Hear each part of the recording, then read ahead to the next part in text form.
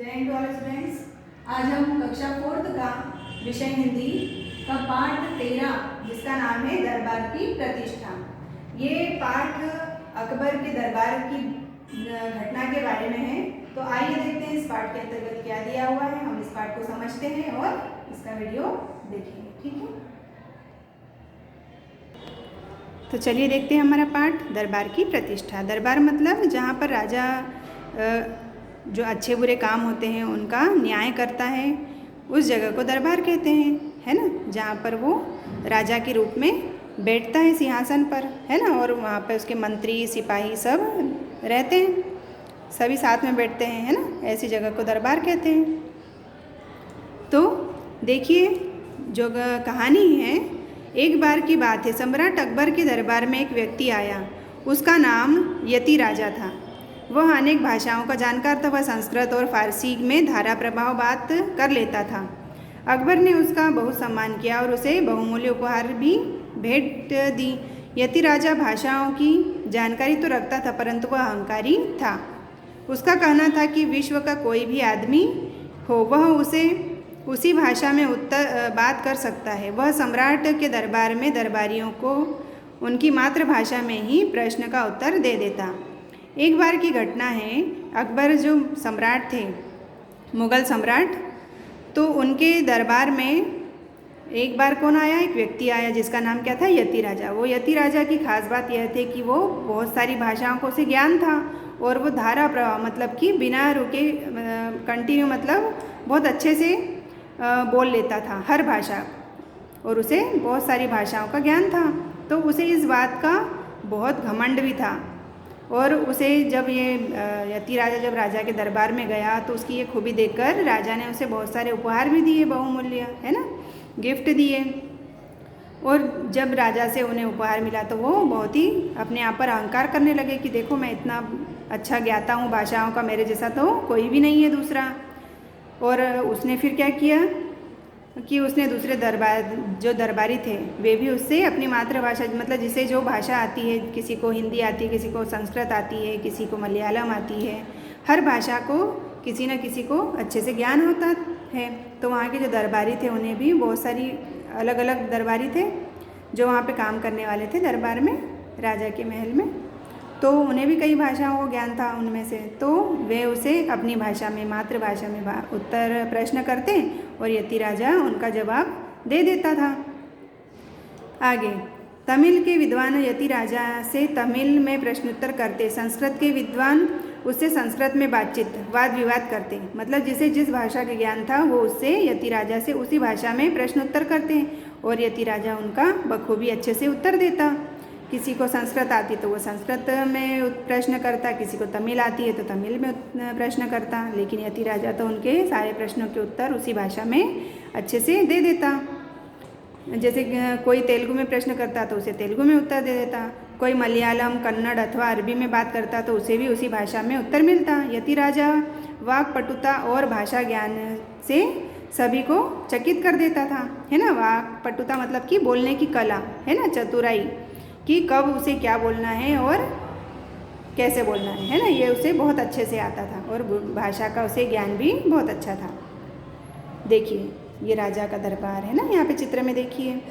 चलो इसके आगे देखते हैं। और आगे, सम्राट अकबर और उसके दरबारी यति राजा की भाषाई विद्वता और उस पर उसके अधिकार से प्रभावित थे, मतलब जो उसकी कला थी भाषाओं के ज्ञान की, उससे सब बहुत प्रभावित थे। परंतु अब उसमें अहंकार घर कर गया था, मतलब जब कोई ज़्यादा उसे पूछने लग जाता है ना किसी व्यक्ति को, तो उनमें क्या होता है, घमंड आ जाता है कि अरे देखो मुझे सब बड़े बड़े लोग कितना मान सम्मान दे रहे हैं, कितना पूछ रहे हैं, मेरे जैसा तो कोई हो ही नहीं सकता। ये सारी जो बातें उसके मन में आ जाती और ये अहंकार की वो है, मतलब अहंकार की भावना आ जाती है मन में। इतने अधिक मान सम्मान ने उसे अहंकारी बना दिया था। उसने एक दिन भरे दरबार में सम्राट को संबोधित करते हुए यह चुनौती दी, हुजूर, कल प्रातः तक जो मुझे मेरी मातृभाषा का नाम बता देगा तो मैं उसी को अपना अग्रणी मान लूँगा, परंतु यदि ऐसा न हुआ तो मुझे सभी से ऊपर और सर्वश्रेष्ठ मानना होगा। जब उसे घमंड आ गया तो उसने क्या सोचा कि मेरे जैसा तो अब इस दरबार में या इस राज्य में कोई हो ही नहीं सकता। तो वो क्या शर्त रखता है राजा के सामने कि अगर कल सुबह तक कोई भी व्यक्ति ये बता देगा कि मेरी मातृभाषा क्या है तो मैं मान लूँगा कि मुझसे अग्रणी भी कोई और है, मतलब मेरे से ऊपर कोई और बैठा हुआ ये मैं मान लूँगा। लेकिन अगर ऐसा नहीं हुआ तो सबसे ऊपर का पद आपको मुझे देना होगा, है ना, दरबारियों में सबसे ऊंचा पद आपको मुझे देना होगा। तो ये वो शर्त रख देता है। सम्राट ने उसकी चुनौती स्वीकार कर ली। सम्राट ने कहा, कल प्रातः आपका प्रश्न उत्तर के लिए प्रस्तुत किया जाएगा, है ना। राजा ने भी उसकी बात स्वीकार कर ली। यति राजा दरबार से प्रस्थान कर गया। उसके जाने के बाद सम्राट ने दरबारियों से कहा, क्या तुम लोगों में से किसी ने यति राजा की मातृभाषा का अनुमान लगाया? दरबारियों ने सम्राट की ओर देखा और गर्दन हिलाकर नजरें झुका ली। अंत में अकबर ने बीरबल से पूछा, बीरबल, दरबार की प्रतिष्ठा दांव पर है। मुझे लगता है कि तुम ही इस समस्या का समाधान कर सकोगे, है ना। अकबर के दरबार में क्या बात हो रही है? जब वो यति राजा चला गया तो उन्होंने दूसरे दरबारियों से पूछा राजा ने कि तुम में से किसी को यति राजा की मातृभाषा का किसी को पता चला कि उसकी मातृभाषा क्या है? तो सभी ने सिर झुका लिया, गर्दन नीचे कर ली, लेकिन उनके उत्तर का जवाब किसी के पास नहीं था। तो फिर अकबर के दरबार में एक बीरबल नाम का भी एक दरबारी था जो उनका खास था, जो बहुत ही चतुर था, है ना। तो बीरबल के पास जाते हैं और बीरबल से कहते हैं अकबर कि अब इस समस्या का समाधान तो तुम ही कर सकते हो, तुम ही कुछ उपाय करो। आगे, मैं प्रयत्न करूँगा हुजूर, बीरबल ने कहा। उस रात जब यति राजा सम्राट का अतिथि बन अपने कमरे में सो रहा था, बीरबल चुपके से उसके शयन कक्ष, मतलब कि जो बेडरूम होता है जहाँ सोने का कक्ष होता है उसे शयन कक्ष कहते हैं, है ना, में प्रवेश कर गया। उसके हाथ में एक बारीक लंबा तिनका था। वह यति राजा के सिरहाने आगे। उस रात जब यति राजा सम्राट का अतिथि बन अपने कमरे में सो रहा था, बीरबल चुपके से उनके शयन कक्ष में प्रवेश कर गया। उनके हाथ में एक बारीक लंबा तिनका था। वह यति राजा के सिरहाने बैठ गया और तिनके से उनके कान में स्पर्श करने लगा। बार बार ऐसा करने से उसकी यति राजा की नींद टूट गई और वह इधर उधर देखने लगा, है ना। जो बीरबल थे वो बहुत ही चतुर थे। उन्होंने एक चालाकी सूझी, उन्हें एक उपाय सूझा कि यति राजा की मातृभाषा किस तरह से जाना जाए, है ना। तो वो क्या कर रहे हैं, वो चुपके से यति राजा के शयन कक्ष में चले गए और जब यति राजा सो रहा था तो वो क्या कर रहे थे, उनके हाथ में एक तिनका था जिसे वो बार बार इसके कान में गुदगुदी कर रहे थे और इससे क्या हो रहा था, यति राजा की नींद खराब हो रही थी और वो नींद से उठकर इधर उधर देख रहे थे, लेकिन उन्हें कोई भी नहीं दिख रहा था, है ना। किसी को वह वहाँ न पाकर उसकी आंखें बंद करके जैसे ही लेटा, बीरबल ने पुनः वैसा ही किया। बीरबल कभी न इस कान में तो कभी उस कान में तिनका लगाता रहा। यति राजा बहुत परेशान हो गया। वह बार बार कह उठता, कौन है, कौन है, परेशान कर रहा है, कौन परेशान कर रहा है। परंतु वहाँ किसी की उपस्थिति न पाकर बड़बड़ाते हुए वो जो शब्द बोलता है वे तमिल भाषा के थे। अपने प्रश्न के उत्तर से संतुष्ट होकर बीरबल वापस चला गया, है ना। जब कोई भी व्यक्ति होता है तो वो जब ज़्यादा परेशान हो जाता है या घबरा जाता है तो क्या करता है, वो अपनी मातृभाषा का उपयोग करता है ना। तो बीरबल क्या चाहते थे, ये सब किस लिए कर रहे थे, वो इसलिए कर रहे थे ताकि यति राजा की जो मातृभाषा है वो उन्हें पता चल जाए, है ना। तो ये घटना इसलिए वो बार बार दोहरा रहे थे कान में तिनका डालने की।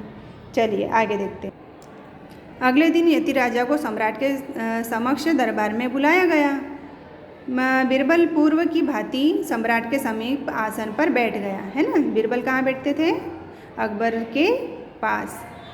सभी दरबारी बेचैनी से बीरबल के बोलने की प्रतीक्षा कर रहे थे, मतलब सबको उत्सुकता थी कि बीरबल ने कोई ना कोई उत्तर तो ढूंढ ही लिया होगा, इसलिए सभी उत्सुकता से, मतलब सबको बेचैनी थी कि आखिर बीरबल को इसका उत्तर मिला या नहीं, सबको प्रतीक्षा थी। यति राजा दरबार में उपस्थित हुआ। सम्राट ने आदरपूर्वक उसे बैठने के लिए कहा। उसके पश्चात सम्राट ने बीरबल को बोलने की आज्ञा दी, है ना। जब सभी दरबारी दरबार में बैठ गए, सभी आ गए, जब अकबर ने बीरबल से कहा कि अब तुम्हें बोलने की आज्ञा देता हूँ, बोलो तुम्हें जो दिया था काम वो पूरा हुआ या नहीं। बीरबल यति राजा के विभिन्न भाषाओं में बोलते हुए अंत में बोले, महानुभाव आपकी मातृभाषा तमिल है। बीरबल ने उससे बहुत सारी भाषा में बात की और अंत में क्या बोलते हैं यति राजा से कि तुम्हारी मातृभाषा क्या है, तमिल है। यति राजा ने धीरे से हाँ में अपनी गर्दन हिलाई। वास्तव में यही सत्य था। बीरबल ने यति राजा को एक और सबक सिखाया, है ना। जो यति राजा थे उसे जो घमंड था, उसका घमंड किसने दूर किया, बीरबल ने, है ना। क्योंकि बीरबल भी बहुत चतुर थे, लेकिन वो अपनी चतुराई को ऐसे सबके सामने नहीं बताते थे और घमंड भी नहीं करते थे।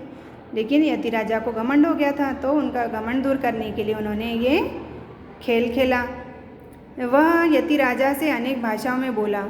वह बताना चाहता था कि अकेले यति राजा ही इतनी भाषाओं का जानकार नहीं, अपितु कोई और अर्थात बीरबल भी है ना। बीरबल भी उससे ज़्यादा ज्ञानी थे, उससे ज़्यादा चतुर थे, लेकिन वो उसे अपनी यति राजा को उसकी गलती का एहसास कराना चाहते थे, है ना, कि हमें जो ज्ञान हो उसे ऐसे अहंकार नहीं करना चाहिए।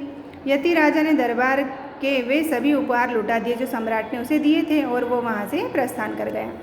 मतलब जो उसे उपहार मिले थे वो सारे उसे मतलब अपनी गलती का एहसास हुआ, अपने घमंड उसका चूर हो गया।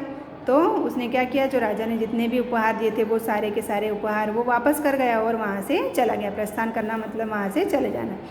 उसके जाने के बाद अकबर ने बीरबल से पूछा, बीरबल बताओ तो तुमने रहती राजा की मातृभाषा का किस प्रकार पता लगाया, है ना। जब वो चला गया तो उससे पूछते हैं अकबर कि तुमने किस तरह से इसका पता लगाया कि यति राजा की भाषा क्या है। हुजूर, यद्यपि अभ्यास करने से कोई भी कितनी भी भाषाएं धारा प्रवाह बोल सकता है, परंतु कोई कठिनाई या संकट आने पर वह अपनी मातृभाषा ही बोलता है। जब मैंने कल रात उसकी नींद में व्यवधान डाला तो वह तमिल में बड़बड़ाया। इस प्रकार मैंने जाना कि अब उसकी मातृभाषा तमिल है। सम्राट बीरबल की चतुराई से प्रसन्न हुए और उसे अनेक बहुमूल्य उपहार दिए, है ना। जब कोई भी परेशानी आती है तो हम अपनी मातृभाषा का ही उपयोग करते हैं, है ना। जो हम बचपन से बोलते आए हैं ना, हम उस चीज़ का प्रयोग करते हैं, मातृभाषा। जहाँ पर रहते हैं वहाँ की हम भाषा यूज़ करते हैं, है ना। जो बचपन से हमें सुनने बोलने को मिलती है वो हमारी मातृभाषा कहलाती है।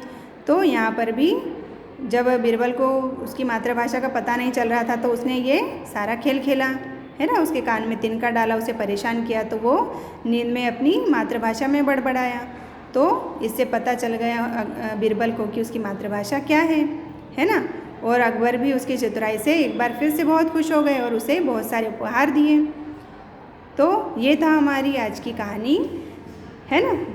आशा करती हूँ आपको अच्छी लगी होगी। आप भी इस वीडियो को अच्छे से देखिए, कहानी को पढ़िए और इसके शब्दार्थ याद कीजिए। और एग्ज़ाम भी आ रही है तो उसकी भी तैयारी कीजिए, है ना। आपका जो मंथली टेस्ट होते हैं वो भी हैं तो उनकी भी तैयारी कीजिए। ठीक है, आज के लिए इतना ही। धन्यवाद। जय हिंद।